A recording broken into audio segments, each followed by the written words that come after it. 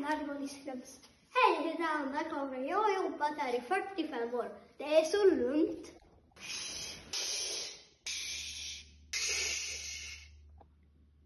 Men vad fan gör du? Det här är min favoritbok. Alfons Åberg. Nej. Vad fan, inte den. Det här är mitt favoritrum. Vanlige Alfons brukar säga att han säkert ska passa tiden och glömmer i alla fall att han ska komma till middagen. Kan påstå att han har tvättat händerna när han inte tvättat sig alls.